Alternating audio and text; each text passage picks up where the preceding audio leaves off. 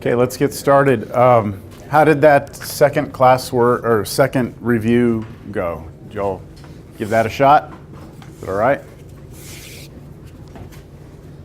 Know what I'm talking about? Know what I'm talking about?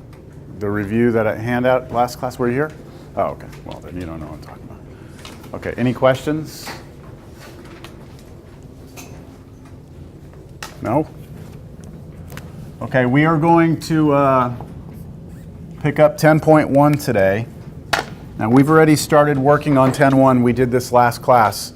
This is just a summary of some stuff that we did last class, the important points. We came up with this notation that we're going to be using whenever we're doing limits. This is the notation, limit x approaches a of some function is equal to some, let's say, number, L. And this means that as x got close to a, and that, remember, we had to come in from both sides, right, that the value of the function is approaching L. So this is the definition of the limit. All right, this is in your book. This is on your formula sheet. And what we were doing is we were looking at a graph, and we were trying to determine the limit from the left and from the right. Yes? That's what we did. And because we were doing it from the left and the right, we had this concept of a left-hand limit versus a right-hand limit. And the difference between the two was this little minus and this little plus sign, right? Okay. And we also noted that if you write a limit and you don't put a plus or minus sign here, that meant that from the left and from the right had to be equal to the same value. In order for this limit to exist, the left and right-hand limits had to go to the same place. So just to make sure you're on the same page that I am, would the limit from the left of this function exist? Would you have a limit from the left? Yes, it's headed somewhere, right? I can't tell what it is, but it would have a left-hand limit. Would it have a right-hand limit? Yes. Now, would this limit exist on this function? No, because from the left and from the right, it's not the same thing. All right, so that's what this is saying. Now, today, what we're going to do is this. We're going to be trying to figure out what a limit of a function is algebraically, just given the function, not the graph. All right? And this becomes a little bit more difficult to do. So we're going to really look at a couple of different scenarios that we can run into when we're trying to take the limit of a function from a limit of a function algebraically. So I'm going to erase this, and we'll get started.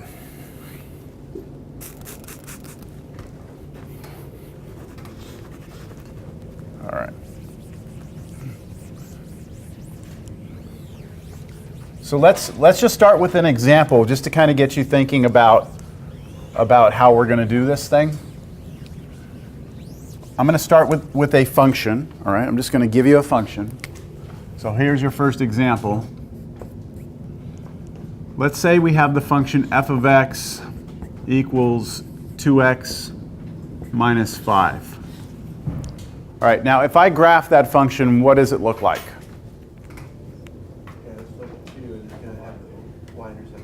Okay, so it's a line, has a slope and a y-intercept. That's a line, isn't it?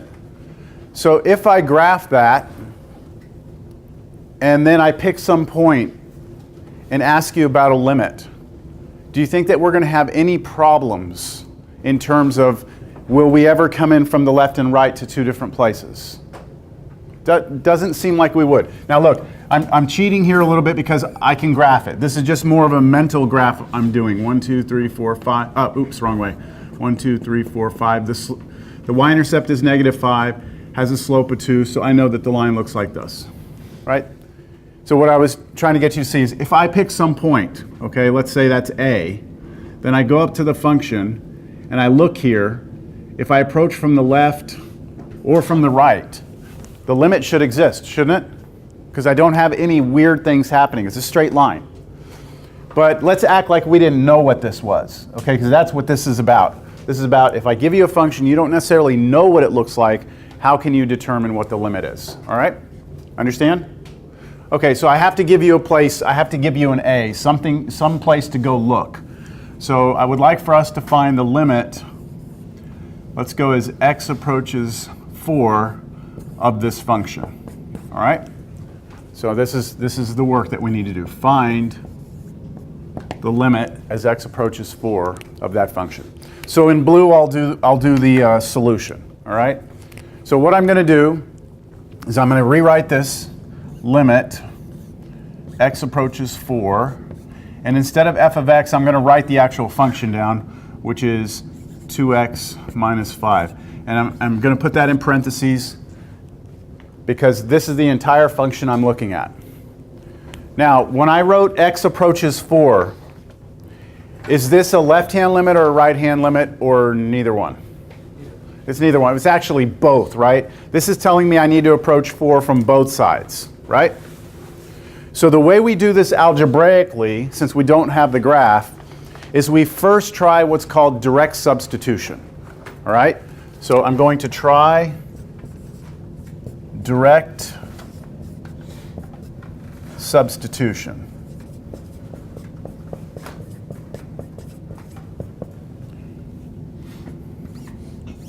Now, direct substitution is exactly what it indicates it is. We are going to substitute 4 directly into the function and see what happens. Now, we're cheating a little bit because remember the limit says we're approaching 4, but we're not actually getting close. Like we're getting close to 4, but we're not actually there, right? But this direct substitution should give us some idea of whether or not we have a problem occurring at 4. So whether or not we have a break in the graph or something. So let's go ahead and try this. What would happen if you just replaced x with 4? What would you get? What would you get? 3. 3. You'd get 3, right? So with direct substitution, we would get 2 times 4 minus 5. That's 8 minus 5. That's 3.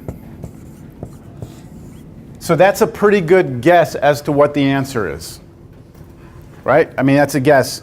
But again, we've cheated because this is a limit. We're not supposed to let x be 4, right? So think through this for a second. What would be a number that would be really close to 4? 3.9? How about 3.99? 3.999 would be closer, right? So we could start to imagine if we plugged in a number in here like 3.9, and got our calculators out, did 2 times 3.9 minus 5, we would get a number that's really close to 3. It wouldn't be 3. Let me see. Who's our calculator? Let's try it real quick. If I did 2 times 3.9, let's go 3.99 minus 5, you should get what? Everyone have their calculators? What do you get? 2.98? Yes? You get 2.98. Let's try one more. 2 times 3.999. Let's do 4 nines minus 5 and see what you would get. 2.999. 3 nines and an 8. Okay, so look what's happening. I'm trying to let my x value get closer to 4, and look at what my y values are doing. 2.98, 2.9998. And if I kept on doing this, adding more 9s here, this is getting closer and closer to what number? 3, which is what we got up here. So does it make sense that the answer should be 3? We are approaching 3. Okay, in direct substitution, we got that answer just right off the bat, didn't we? So why go through all this stuff, 3.9 through? Well, because this is a line, there are no problems. And this is the good case, okay? This is not going to happen normally. But just to show you, we use direct substitution always to start, because if it works out to be something nice, we don't have to do any more work. Understand? Okay, so let me give you another example, and the answer to this is 3.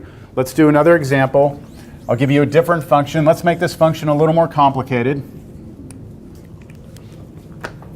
So I'm going to put a little check here that direct substitution worked in that problem, all right? So let's do this one. Next example, f of x equals x squared minus 3x plus 1. And I'd like for you to find the limit as x approaches -2 of this function.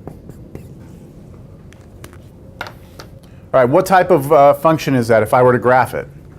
It's quadratic, so it's going to look like a parabola, right? Does a parabola, well, it's going to open up actually, but does a parabola seem like it would have any places where you would have holes or breaks in your graph like we had last class? When you draw a parabola, you just draw it, right? You never pick up your pencil, you just draw the parabola. So this should also behave very well, shouldn't it? So let's work this out. We're going to take the limit as x approaches -2 of the function, which I'll put x squared minus 3x plus 1. And let's try direct substitution. Let's just directly substitute -2 in there. The -2, does this mean limit from the left?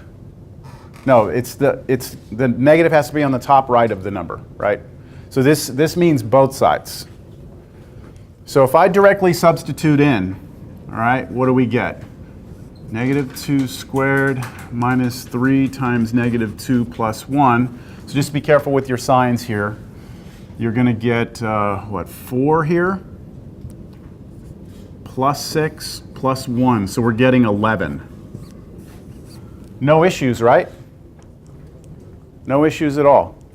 And again, we could pick some numbers that are really close to -2. We could try plugging them in our calculator, and you could verify that we're going to get 11. So far, this is, pretty straightforward, yeah? And if I just gave you a bunch of problems like this, you'd probably be happy to see those, right, on a test, because all you're really doing is plugging numbers into functions. But that's not what this is about. Do you want another example, or are you okay with this, direct substitution? You ready to see when it gets bad? Yeah? Okay. So let's try something like this.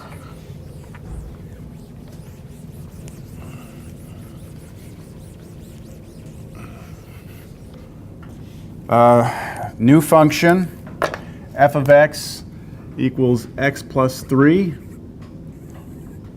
over x squared minus 9.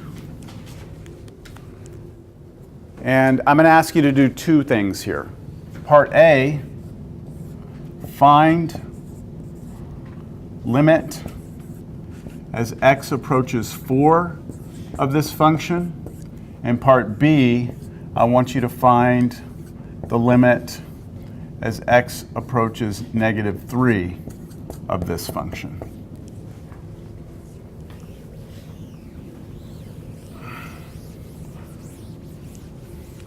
All right, now this function is different than the previous two. It's a little more complicated, right?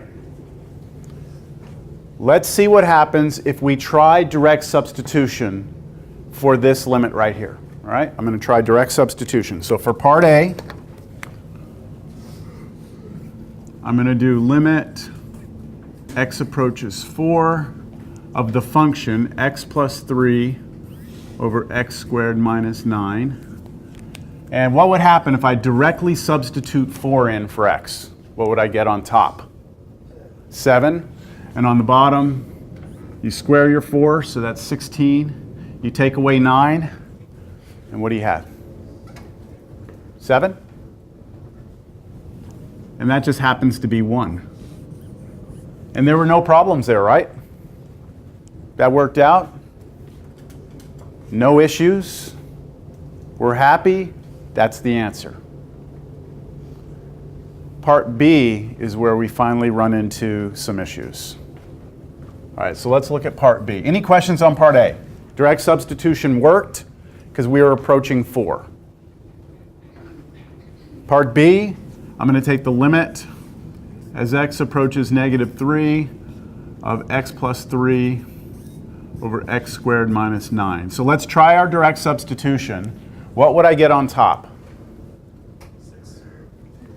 We're approaching -3, be careful. So we get -3 plus 3, right? That's 0. And then on the bottom, -3 squared is 9, right?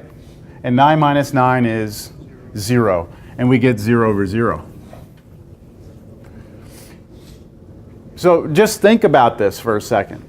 This function, if I tell you to plug -3 in, it's undefined. The function is undefined. But we saw already in this class that from last time that if you have some function that comes into a point, it's okay to be undefined at a number. The limit can still exist, can't it? And that's what's happening here. We try direct substitution, we get some crazy nonsense like this, and now we have to scratch our heads and figure out what are we going to do in order to figure out whether or not this has a limit from the left and right. Understand?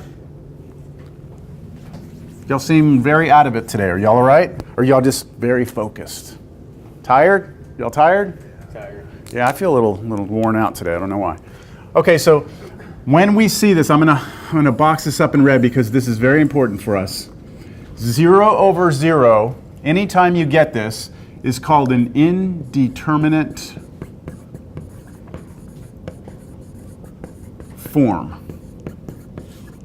And this is gonna pop up quite a bit. It's called an indeterminate form, meaning that when you're trying to take a limit and you get 0 over 0, when you get that, you cannot determine what the answer is yet. Okay, 0 over 0 is not enough for you to give me an answer. You must do more work now. So it's called the indeterminate form. And when you see this, this is what I tell my Cal 1 students, this right here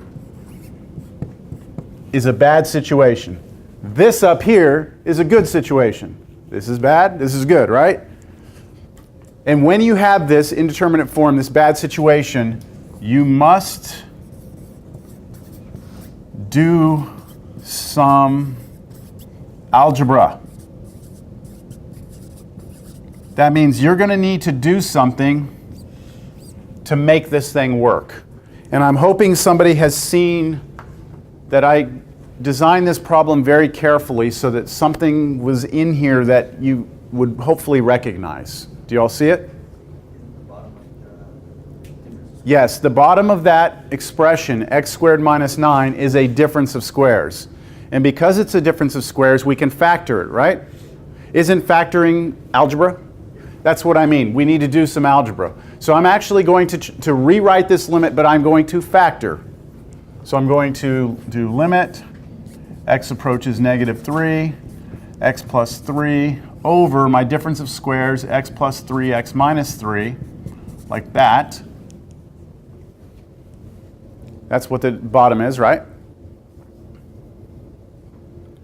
And now I can cancel that factor, can't I?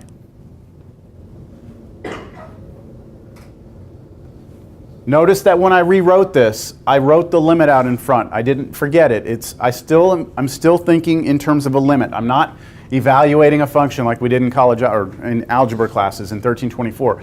We are going to still continue this idea of the limit. So on my next line, I'm going to write again the limit as x approaches negative 3. And this time, let me write down what I would have left here. What would I have? 1 over. So don't forget on top, when you canceled that, that's a 1 up there now, right? So you have 1 over x minus 3, right? And now that we're at this expression, let's try direct substitution again. After I've done some algebra, let's try direct substitution. If I plug negative 3 in right here, negative 3, take away another 3 is negative 6. So we actually get 1 over negative 6. Notice I did not write the limit anymore because I actually let x go to negative 3, didn't I? And this is what I get. And this is the result. That's the answer. Now, I did that problem without the graph, right? Without the graph, I was able to figure out what's happening as x approaches 2 different values. You with me? Now, I'm going to just to try and connect this to last class, I'm going to try and graph this real quick for you. I should have brought my computer so I could graph it up here. But just remember these answers we got, okay? Well, actually, I'll write them up here. This limit was 1, and this limit was negative 1/6, right? That's what we had? So here's what I know. If I were to graph this function, at 4, the value of the function is approaching 1, isn't it? Here's 1. I know from the left and from the right I'm approaching 1. That's what this says, right? When I plug, if I actually try and plug 4 in here, can I do that? Yes, I get 7 over 7. So I can also go one step further, and I can tell you that that right there, like that point exists on the graph also. It's filled in. Understand? The other thing I can tell you is that at -3, the value of the function is approaching -1/6. So, you know, if this is -1, -1/6 is down just a little bit, right? So I know down here, my graph is coming in from the left and from the right into that point. Understand that? Now, what's happening at -3? Do I fill it in like I filled this one in? I can't, because if I try and plug -3 into the function, it's undefined. So this graph actually has a hole in it. There's a hole there. Now the rest of the graph, I mean, there's more work to be done to figure out the rest of the graph. Let me see, the -3. If you were to actually graph this, it would go like this. I'm not gonna. This is beyond the scope of what we're doing in here, but it would actually go like this. Go like that. Okay, that's what the graph of that function looks like. You don't need to know that, but I'm just showing you. That's if you were to put it all together, that's what it would be. And we have a hole here, and over here it's nice because we're coming in from both sides. Make sense? Okay. But remember, we're going to try and do this without the graph. So let's do another problem. How about, here's the function, f of x equals 2x squared plus 5x over x squared plus 10x.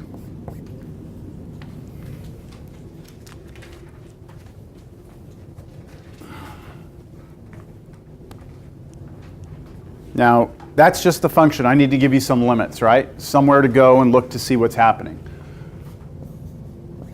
So how about the limit as x approaches, let's go with 1 of f of x.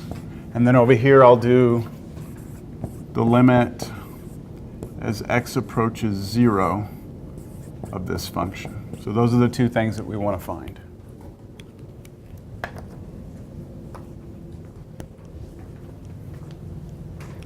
I'll give you maybe 1 minute to see what you get for this first one. Just work it out on your own. Oh, and let's do that random thing. Y'all like that, right? You really enjoyed that last time, I could tell.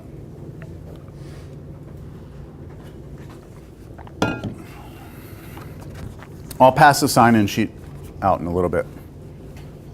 Okay, Google, give me a random number between 1 and 26.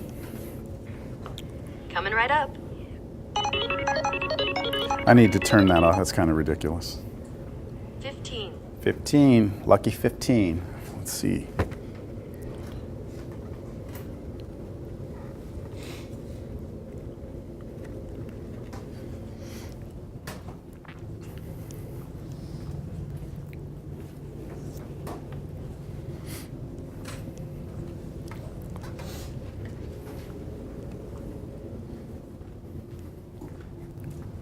All right, Carlos Jimenez, where are you at? Carlos? Yeah. Okay, I can give you more time. You want a little more time? I got 9, 11. You got 9, 11. 9 over 11? Yeah. Okay, so help me understand what you did. So just the x, make it 1.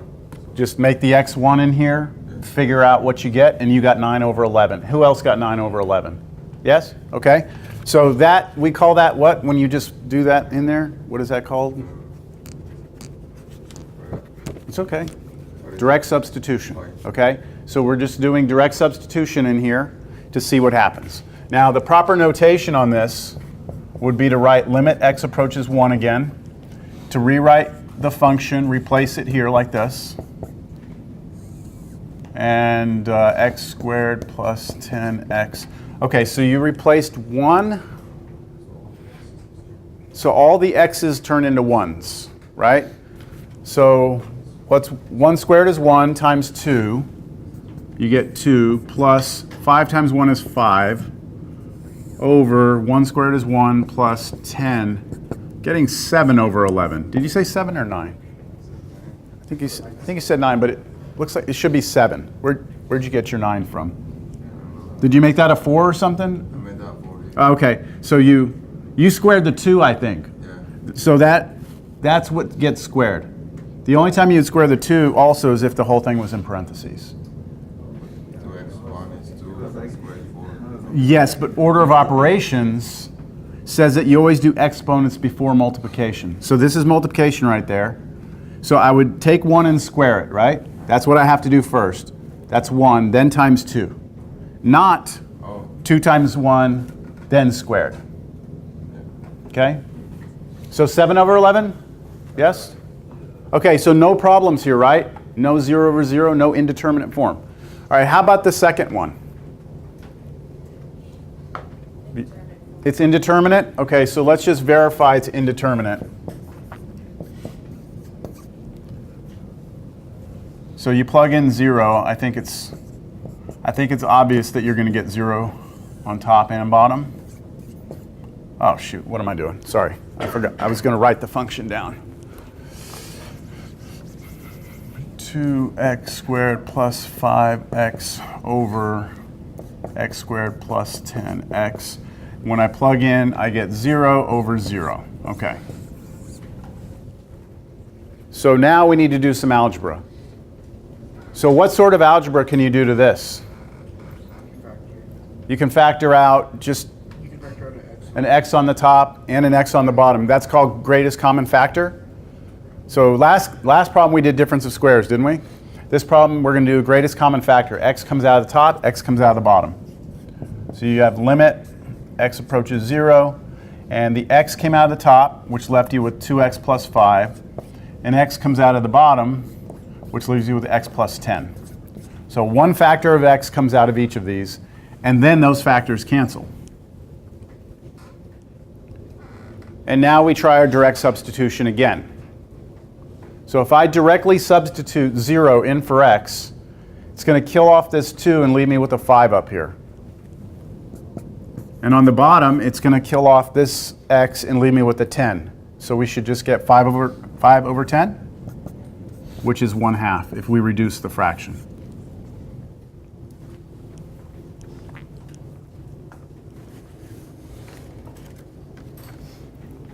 What do you think? Doable? Reasonable? All right, I'm going to do one more. Let's see here. How about this? X squared minus x minus 6 over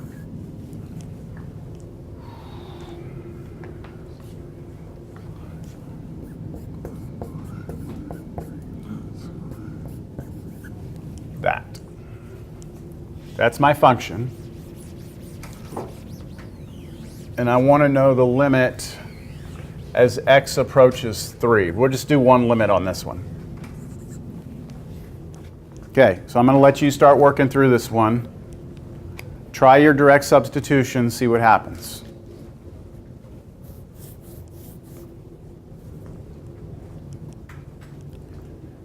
And this time, after about the next minute, I'm going to ask for a vote. How many of you got a number as an answer? How many of you got an indeterminate form?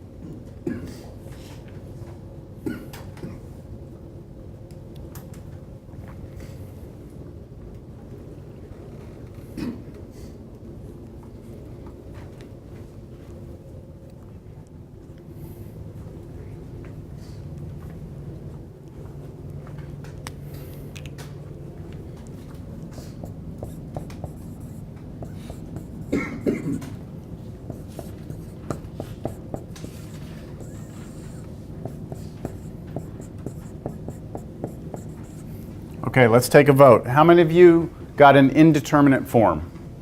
Oh, good. 0 over 0? Okay, you should be getting 0 over 0 here. So without me plugging things in, I'm just going to write it down here. I'm 0 over 0. That means I need to do some factoring, right? Some sort of algebra. And the top and bottom are both trinomials, quadratic trinomials, so you should be able to try and factor both of those using whatever method you're comfortable with. So again, I'm going to give you another minute or two. I'm going to allow you to try and factor this, top and bottom, and then you should get a factor to cancel. Yes? Would you factor it with just or could you factor it with x minus so and so, or I have it factored down to x. Well, don't tell me what it is. I don't want it. I want everyone to find it themselves. I think. Are you asking me? Are you supposed to break it up like this? Yeah. Yes. Yes. That's what you need to be able to do. Factor the top and bottom into this, and then one of those factors should cancel. And I'm going to call on somebody for their factorization.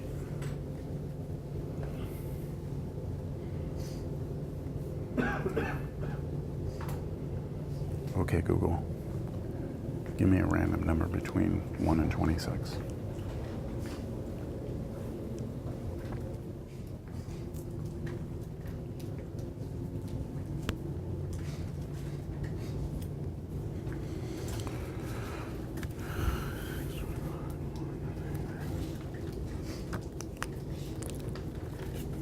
Lorenzo, I called last time, right? Yeah. Okay. And then I just called on, what was it? Carlos, I called on you, right? Who else did I call on last time? Anyone else? No? Okay.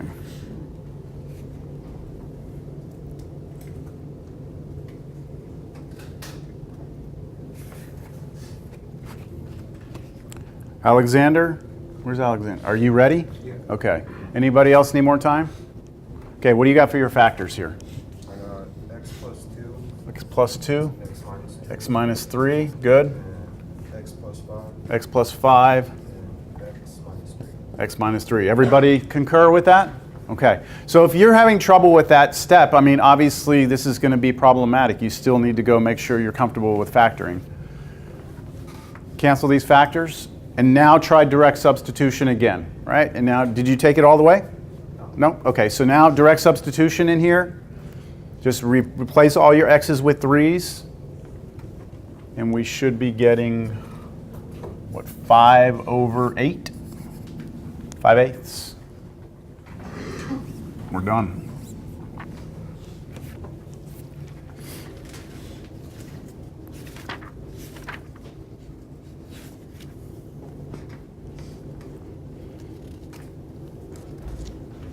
Okay, I think that's good for that. We're ready to move on to the next concept. It's the same idea, but your function's about to get kind of crazy, all right? I'm going to give you some crazy functions.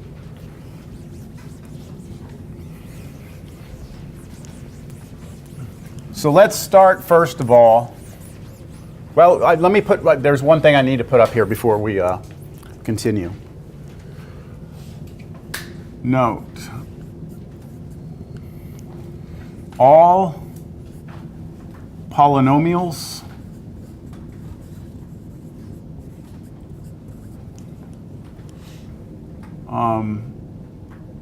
limits can be found with direct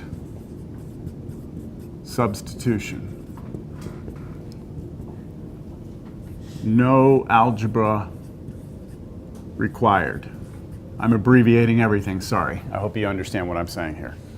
If somebody gives you a polynomial function, which is a line, a quadratic function, a third degree polynomial, you know what I'm talking about? Y'all know what I'm talking about when I say polynomial? Those are just powers of x's, and that's it. If you're looking at a polynomial function, you can always just use direct substitution. You're never going to get 0 over 0, never going to get an indeterminate form, and you're in business. All right? Now, all rational functions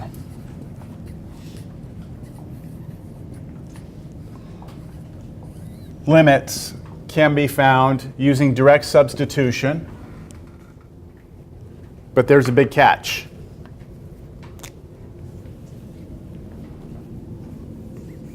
So long as the x you are approaching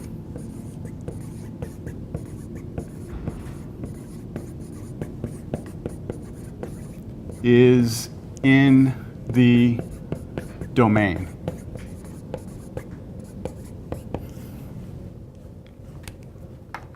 So I'll put the first example that I've given you up here.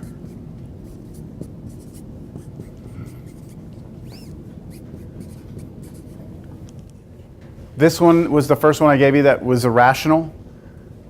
Rational meaning ratio, you have a fraction, polynomial over a polynomial.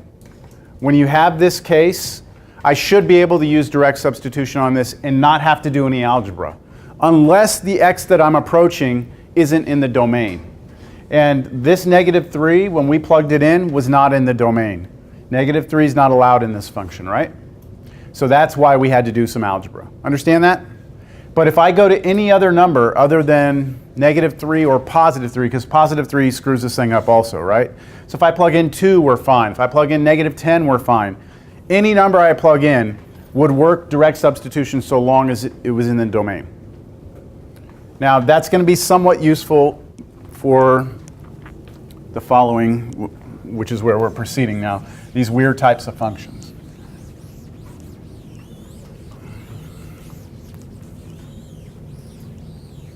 So here's your new function. F of x equals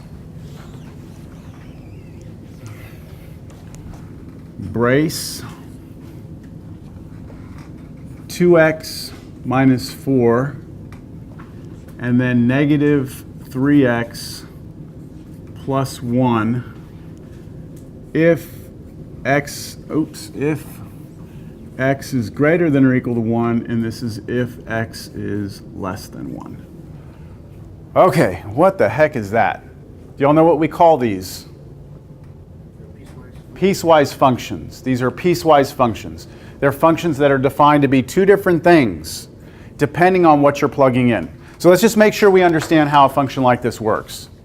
If I were to ask you, what is f of 0, what you would do is you would first look at what I'm plugging in, which is 0, right? And I would say, is 0 bigger than 1? No, right? Is 0 less than 1? Yes, that means I'm going to use this function. And I'm going to plug 0 in here, what would I get? 1. But if I say, what's f of 2, then you're going to check, is 2 bigger than or equal to 1? Yes? So you're going to use this function. So 2 times 2 would be 4, and then minus 4, you get 0, wouldn't you? And then what would f of 1 be?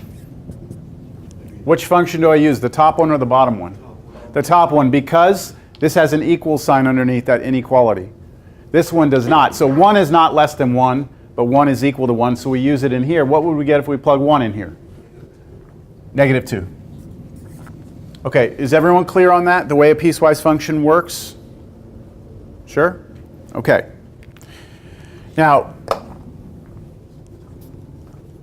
if we were to graph this function, I'm going to graph it because I really, again, want to illustrate what's happening here. If we were to graph this, here's what it would look like. What does this look like on the graph? A line? Where's its y-intercept? -4. 1, 2, 3, 4. Here's -4. That would be a y-intercept, and then it would have a slope of 2, wouldn't it? So that means up 2 over 2. I'm sorry, up 2 over 1, I meant to say. Up 2 over 1 would be another point, right? And then I could just draw a straight line through these, right? And that would be the graph. Now I'm going to do that, but I'm going to do it just dashed, and you'll see why I'm doing it dashed here in a second. So that would be that blue line that I circled up there, yes? Then, let's say I wanted to graph this one. That would be another line. It would have a y-intercept of what? 1. So I go up 1, put a dot, and then a slope of negative 3. So down 1, 2, 3, over 1. Oh, wow. I think it's going to be right on top of the other one. That was totally unintentional. And then I would draw a line through these points. Okay, now that's not the graph of the function. That's to help me get started. Now, the blue graph should only exist to the right of 1 because it only exists when x's are bigger than 1, which means this way, right? So if I go to 1 on my x-axis, here's 1. My blue line over here should only exist to the right of 1, which means it should only be this part like this. And then all this dotted stuff over here that's blue, I'm just going to erase. It's not part of my graph. And what's happening at 1? At 1, we're at negative 2, right? So at 1, we're at negative 2. This would be filled in with a solid blue dot. Understand? Now the red one only exists to the left of 1, but not including 1. So to the left of 1 means this stuff over here. That. And then this stuff I erase. Everything to the right of 1. And then I would have an open hole. The red one would have an open hole there. It would be empty, right? Because I'm not defined there. It's okay, the blue one actually fills the hole in. But if it was just the red one, the blue one were somewhere else, that would be open on the red. Understand? Okay, this is the graph. Now, we're not going to graph these all the time. I think in the homework I do graph them just to help you. But we want to be able to find limits on this function without graphing it. All right? So I haven't done any limits. This is just, hey, plug in some numbers, make sure we understand how to plug numbers in. And this was just to give you an idea of the picture. So let's do some limits on this. First limit I'd like to do, part A here. What is the limit as x approaches 3 of this function?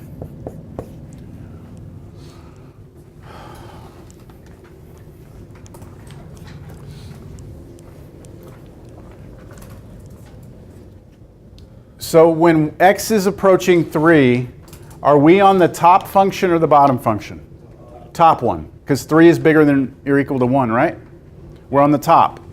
Now, the top function means that I can replace this expression with 2x minus 4. Do y'all see what I'm doing? Because I'm approaching 3, I know I'm using the top piece. So I replace f of x with the top piece. Now, this is a polynomial, isn't it? And I just said, right before I gave you this example, I put all polynomials' limits can be found by direct substitution without any algebra, right? So I should just be able to replace x with 3 here, and that's my answer. So if I replace x with 3, I get 6, I get 2. So in my graph, and I'm cheating here again, in my graph, here's 2, here's 3. As I approach 3 from both sides, which would be here, I'm coming in from both sides, I'm approaching a y value of 2. All right? That's what's happening. Let's try a different limit. What is the limit as x approaches negative 1 of this function?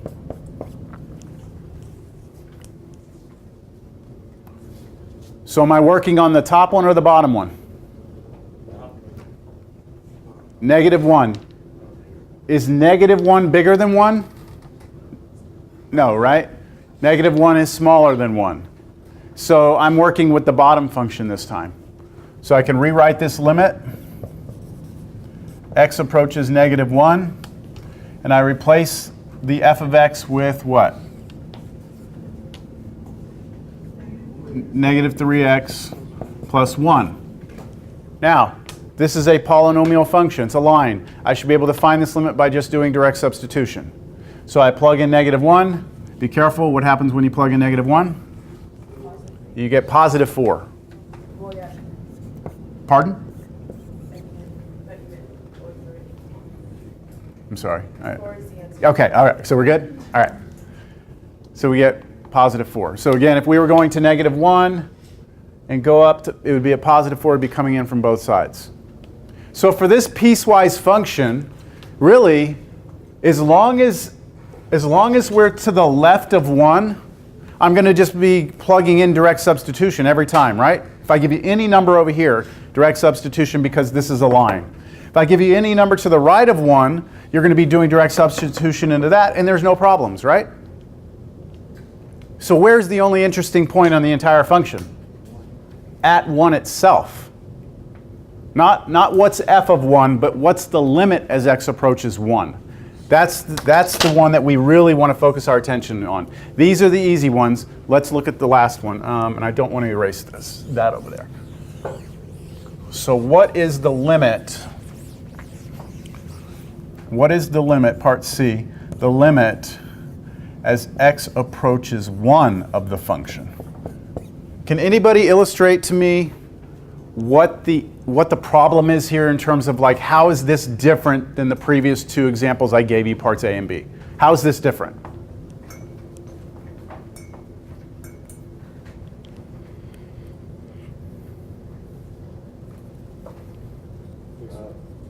What was the step that I did right after this in the previous 2 problems? Figured out which one. Yeah, I figured out which function to use, right? The top one or the bottom one? You gonna be able to do that here? I think most of you are thinking, yeah, we could use the top one, right? Because the top one is what we do when we have 1, right? And I understand that logic, but it's wrong. And it's wrong because isn't the limit approaching 1? And doesn't that mean from both sides? Doesn't that mean from both sides? And if you're, I agree with you, if you're at 1, you're going to be on the blue function. But what if you're to the left of 1? You're going to be on the red function. If you're at the right of 1, you're going to be on the blue function, right? So this cannot be, we cannot just replace f of x with the blue one. It's critical that you understand that. Yes? Don't you put them over each other? Over each other? Like those 2 functions? Like a fraction? Yeah. No. Oh, you don't? Mm-mm. Oh, okay. Yeah. Maybe you're having another connection with something else, but no. So think of it this way. I started class out and I said the limit, right? I wrote this up on the board. I said limit f of x, limit as x approaches a, f of x equals L means that as x approaches a, from both sides, the function approaches L. And then I wrote left-hand limit, right-hand limit, and I said in order for the limit to exist, the left and right-hand limits have to be equal to each other, right? Yes? Why don't we check to see what the left-hand limit and the right-hand limit is for this problem? So I'm going to leave this right now as an open question. I'm not sure what this limit is yet. I'm going to check to see the left-hand limit right now, and then I'm going to check to see the right-hand limit.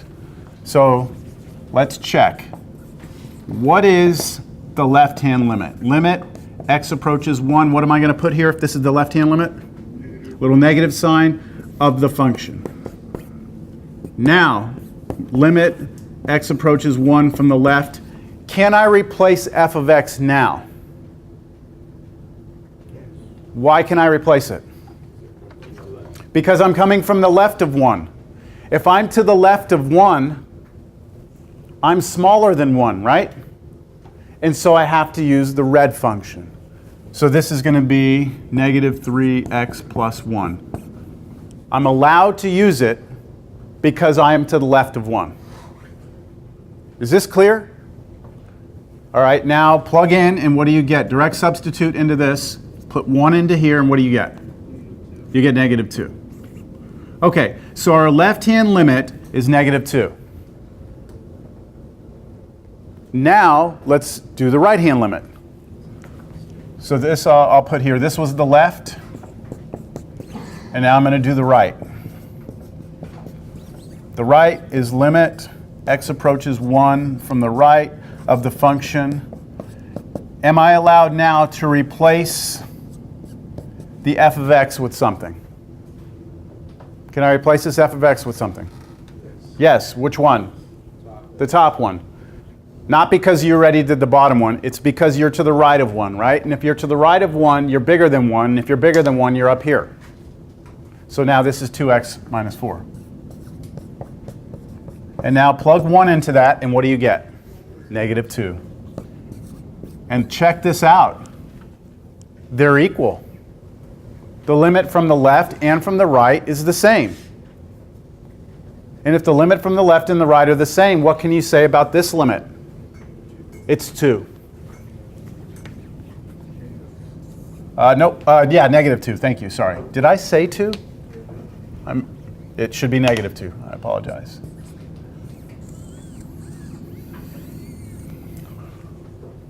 Now, we can verify with the graph that that's what's happening, right? But we're trying to do this without the graph. Yes? I have a question. Uh-huh. The one that we did on B, where we put 1 is coming in from the left. We didn't. It was, you mean part B of this problem? Yeah. We did limit as x approached negative 1, Oh. not 1 from the left. So I had done, I'm doing this on purpose, okay? Oh, I'm giving you negative 1 not to try and confuse you, but I want you to be confused in class and figure it out, and that way on the test you're not making that same mistake. This does not mean 1 from the left, Yeah, that was my. but you won't make that mistake again. I promise you won't do it again. So negative 1 from both sides is what this means, as opposed to this, which is go to positive 1 from the left side. All right. This okay? All right, let's do another one.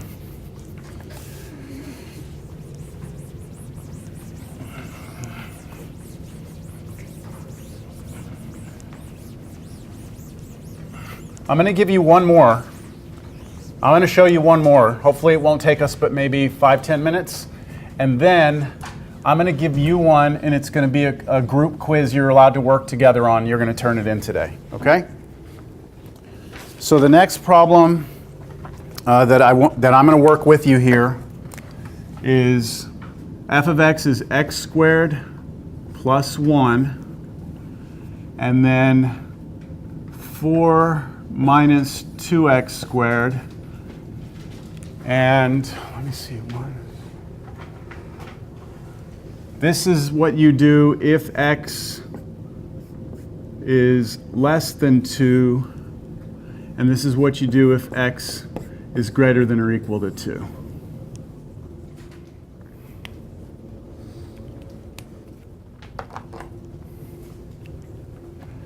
There's our function. Now let me ask you, I'm about to give you what the problem is, but what do you think I'm going to ask you? I'm going to ask you a limit, but where do you think I'm going to ask you to approach? 2. Because anything else would be uninteresting. Because if I go anywhere other than 2, you're going to know exactly what function to be on, right? And if you're on this one, it's a polynomial, so it's direct substitution. If you're on this one, it's a polynomial, it's just direct substitution. Those would be very boring limits to ask. So the only one that really is interesting here is the limit as x approaches 2. So I want us to find the limit as x approaches 2 of this function. So what I'm supposed to do now is replace f of x. But I can't. Because at 2 it's this one. But the limit means left and right. So on one side it's one thing and on the other side it's the other. That make sense? Doing this without a graph? So what should I do? Yeah, we're going to check the left-hand limit, and then we're going to check the right-hand limit. We're going to compare the answers and see if they come out to be the same thing. So what about the left-hand limit? Let's do our left one. Let's do limit x approaches 2 with the little negative sign of f of x, which is the limit as x approaches 2 with a little negative sign. Now, what am I going to replace f of x with? The top one. Because if we are approaching 2 from the left, and just if you're having any trouble with this part, here's 2, right? From the left means we're on this side, which means we're smaller than 2. which means the x values are smaller than 2, so we're up here. So I replace that with x squared plus 1. Now direct substitution. Replacing this with 2. And you get 5. Okay. Now we do the right-hand limit. That's the limit as x approaches 2 from the right.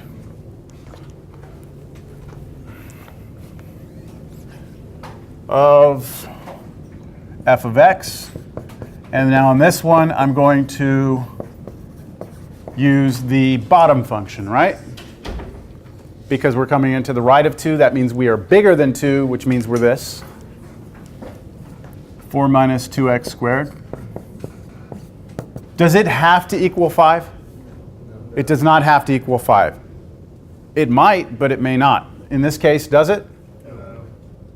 No, it actually turns out to be, you have to square the 2 first, right? 2 in here, square it, you get 4. Times 2, 8, 4 minus 8, negative 4. There's our left-hand limit, there's our right-hand limit. So back to the original question. What is the limit? Does not exist. Does not exist. That means if we draw these two, and I did this without a graph, didn't I? What's happening here is that at 2, on this one, this is a parabola. It starts here at 1, it goes up like that. There's a hole here. That's up here at 5, and then the parabola goes this way. So it's a parabola that opens up. That's it right there. This one right here is a parabola that opens down. It's headed to negative 4, so negative 4 is down here. And it would go like it would go like this. It would go like this, but I'm only drawing it to the right of 2, so it's like dipping down. I'll put it in here dotted. It actually comes up like this. That's horrible, but you get the idea, hopefully. So what we had was just this part of it, and then we took this part out. So from the left, it was approaching 5, and from the right, it was approaching negative 4. So what's that? Yeah, and then, yeah, I was going to say, and which one of these would be filled in? It would be this one right here, because that's at negative 2, or at positive 2, we use this function. So that's it, okay? Now, we don't want to look at this. I just wanted to match what we just did with the graph. Okay, quiz time. So take out a separate sheet of paper, and I want you to please, on this paper, I want you to put your name, today's date, which is the 25th, and then put 1325. Make that somewhere legible at the top of the page somewhere. Yes? Is it one paper per group? No, everyone's going to turn in their own paper.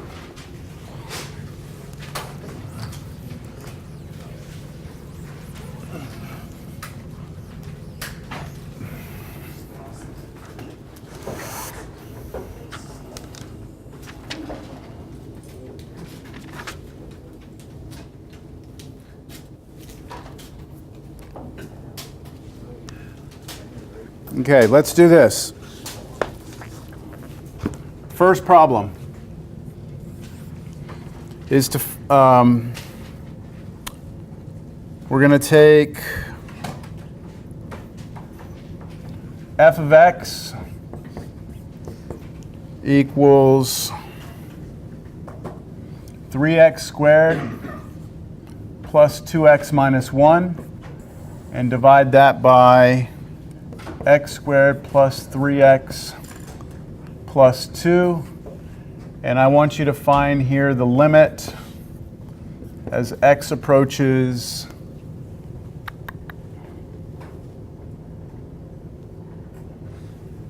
negative 3 of this function. I want you to find the limit